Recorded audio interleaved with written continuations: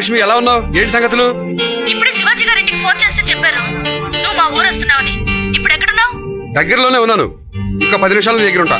మా ఇంటికి రావద్దు, డైరెక్ట్ గా టెంపుల్ కి వచ్చాయి, అక్కడ వెయిట్ చేస్తుంటాను. Okay, bye.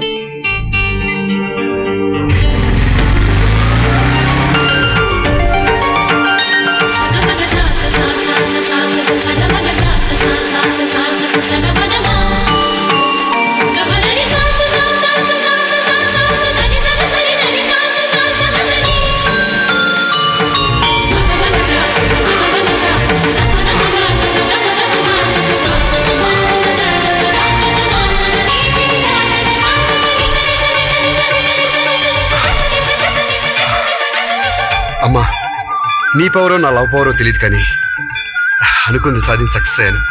కాబట్టి ఆ కిరీటం అంతా నీకే. నన్ను ఆశీర్వదించు తల్లి.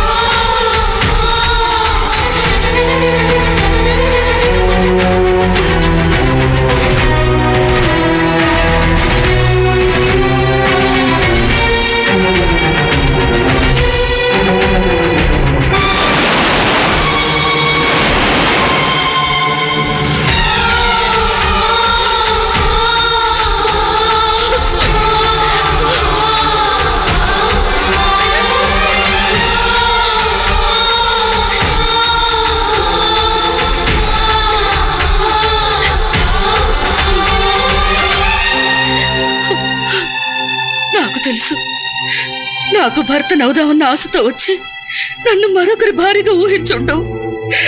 మనం మోసపోయాం వంశీ. నీకంటే ఎక్కువగా నేను నా కన్న వాళ్ళ మాటలకు మోసపోయాను. నువ్వు 6 రోజుల్లో వస్తావనగా మా నాన్న నా దగ్గరికి వచ్చాడు.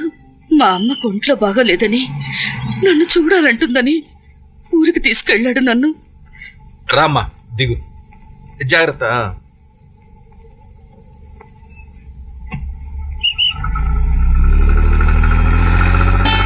ఎరా బ్యాండ్ వాళ్ళకి చెప్పొచ్చావా? చెప్పొచ్చానయ్యా. రేయ్, బ్రహ్మల నిండా నీళ్లు పోయండి. పోతున్నామండి. ఏంటే లక్ష్మి, మంత్రాలు చదివే పంతుల్లాగా ముహూర్తం టైంకి వస్తే సరిపోతుంది అనుకున్నావా? ఏమిటో ఈ కాల పిల్లలు. ఏంటిది లక్ష్మి, నలుగు ఎప్పుడు పెట్టించుకుంటావు, పెళ్లి కూతురు ఎప్పుడు అవుతావు? నేను పెళ్లి కూతురు అవటం ఏంటి? నువ్వు కాకపోతే నేనవుతానా? నీ పెళ్లికని 50 తులాల బంగారం కొన్నాను తల్లి. వంశీ ఇంకా రాలేదు కదమ్మా. వర్షాలు రాకపోతే విత్తనాలు వేయరు గాని వంశీ రాకపోతే పెళ్లిళ్ళు ఆగిపోవమ్మా. నాన్న. అవునమ్మా, నువ్వు వయసులో ఉన్నావు కాబట్టి నీకు ప్రేమ కనిపిస్తుంది. మేము వయసును చూసాం, మాకు నీ జీవితం కనిపిస్తుంది. అందుకే నీ పెళ్లి నిశ్చయించాం. పిల్లాడిది జమీందారు వంశం. నువ్వు 10 సంవత్సరాలు లెక్క పెట్టినా తరగని డబ్బు ఉంది. కానీ నేను వంశీని చేసుకోకపోతే నువ్వు 100 సంవత్సరాలు ఓదార్చినా నా కన్నీళ్లు తరగవు నాన్న. ఈ కళ్యాణం జరిగితే కన్నీళ్లే రావు, అందుకని ఓదార్చే అవసరం ఉండదులే అమ్మా. కానీ అతనితో 100 ఏళ్లు కలిసి జీవించాల్సిందాన్ని నా అభిప్రాయం తీసుకోరా. ప్రేమించే ముందు నువ్వు మా అభిప్రాయం అడగనప్పుడు పెళ్లికి ముందు నీ అభిప్రాయం మేమెందుకు అడగాలి చెప్పు? అందుకని నన్ను మోసం చేసి పెళ్లి చేస్తారా? ఊరందరినీ పిలిచి పబ్లిక్ గా పందిరేసి మరీ పెళ్లి జరిపిస్తున్నా. ఇందులో నేను చేసిన మోసం ఏమిటో చెప్పు. నాకు ఇష్టం లేని వాడిని నేను పెళ్లి చేసుకోను. బ్రతకడానికి ఇష్టం ముఖ్యం కాదు, డబ్బు ముఖ్యం. ఆ డబ్బు ఈ కుర్రాడి దగ్గర చాలా ఉంది. ఆ డబ్బే వంశీ కూడా తీసుకొస్తున్నాడు. రిజర్వ్ బ్యాంకులో కూడా బోల్డ్ ఉంది డబ్బు. అందుకని నిన్ను బ్యాంకుకి ఇచ్చి కట్టబెడతావా? నోరు మూసుకుని తల వంచుకుని నేను చెప్పిన వాడితో తాళి కట్టించుకో. నాకు ఇష్టం లేకుండా మీరు ఈ పెళ్లి చేయలేరు. అవును, నీకిష్టం లేకుండా పెళ్లి చేయలేకపోవచ్చు, కానీ చాలా చేయగలను. ఏమిటయ్యా ఇది? పురుగుల ముందే కూతురికి కళ్యాణ తిలకం దిద్దుదాం అనుకున్నా, కానీ ఆ పని చేయలేక నీ కుంకుమ బొట్టు తీసుకెళ్లిపోతున్నా. చాలా ఊరుకోవయ్యా. నా మాట వినవయ్యా. అయ్యయ్యో. నా బిడ్డను పెళ్లిపేటల మీద చూద్దాం అనుకున్నా, కనీసం దాన్నైనా నన్ను పాడి మీద చూడమని చెప్పు.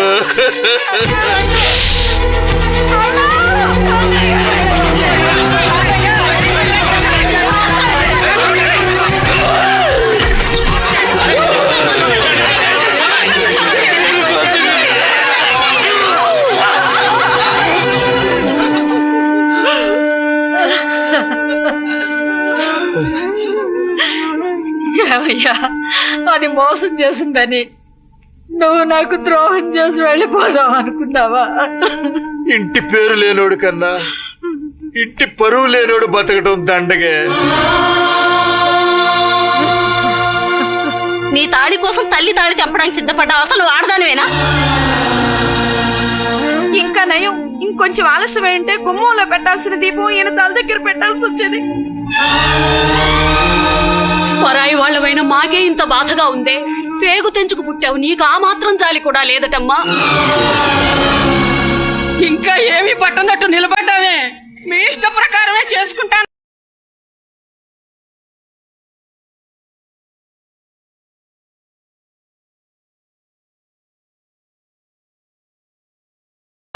అసలు ఇంతవరకు నేను తాళి కట్టిన వాడి మొహం కూడా చూడలేదు. వాడి పేరేంటో వాడెవడో కూడా తెలీదు. అతనితో వేసిన 7 అడుగులు అతని నుంచి విడాకుల కోసం నేను ఎక్కిన కోర్టు మెట్లు అనుకుంటాను. నిజం వంశీ, 2 మనసులు కలిస్తేనే కాపురం, కానీ 2 మనుషులు కలిస్తే కాదు. అతనంటే నాకు ఇష్టం లేదు. ఆత్మహత్య చేసుకుందామని నిర్ణయానికి వచ్చాను, కానీ నువ్వు వస్తావన్న ఆశ నన్ను చావనివ్వలేదు. నా గుండెలో ఎప్పటికీ నీకు తప్ప మరెవరికీ చోట్లేదు. ఏంటి వంశీ ఆలోచిస్తున్నావు?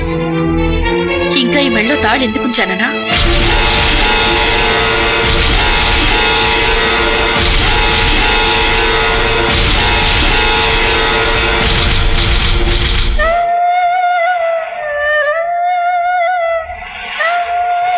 నువ్వు నా మెళ్ళో మొదటి ముడి వేయడం, ఈ తాళి చివరి ముడి తీయడం ఒకేసారి జరగాలి.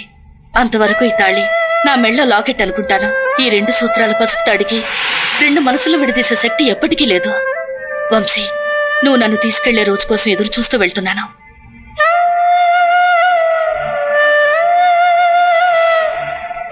లక్ష్మణ రేఖ దాటిన సీతకి రాముడొచ్చి కాపాడతాడన్న నమ్మకం ఉందో లేదో నాకు తెలియదు, గాని ప్రేమ కోసం సాంప్రదాయాల రేఖ దాటుతున్న నాకు నువ్వు అండగా నిలబడతావన్న నమ్మకం నాకుంది.